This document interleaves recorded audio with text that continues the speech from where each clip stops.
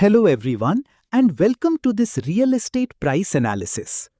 In this project, we are working with a real estate dataset, specifically apartment data from a particular city, most likely in South Korea.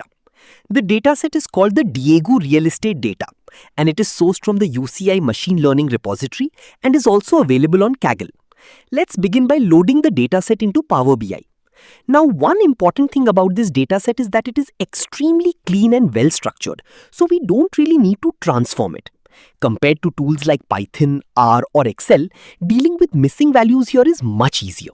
However, for learning purposes, we'll still go through our standard steps using the Power Query Editor, which is one of the most powerful features in Power BI for handling raw data.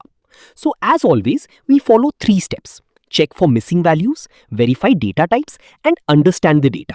Starting with the sale price column, we check for missing values by looking for nulls or unusual entries like negative values, such as -200 or -500, which sometimes represent missing data. Here, we don't find any. Next is the year built. It is in number format.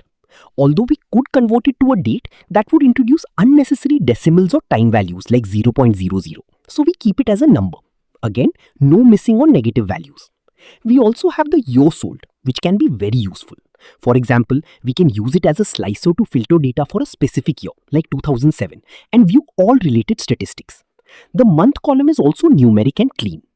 Next, we have size in square feet and number of floors, both important numerical features with no missing values. Now, looking at hall type, we see that it is a categorical variable with only 3 categories. Categorical data means limited groups, like gender being male or female, or a switch being on or off. These are typically visualized using pie charts.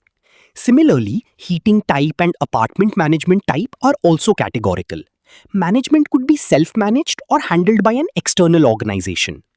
We also have parking data, including spaces above ground and in the basement.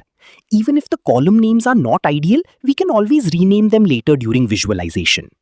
Now, some of the most interesting features are time to bus stop and time to subway. These are categorical and very important because proximity to transport plays a major role in property value. People usually prefer homes closer to transport hubs. There is one column, number of apartments, which doesn't make much sense for our analysis, so we can choose to remove or ignore it.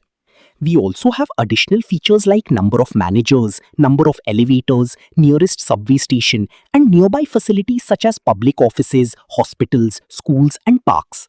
These are important because they influence buyer decisions. For example, families prefer homes near parks and schools. After checking everything, we can conclude that this dataset has no missing values and is very well structured. Now, based on our understanding, we can plan our visualizations. We can compare sale price with year built and use year sold as a slicer.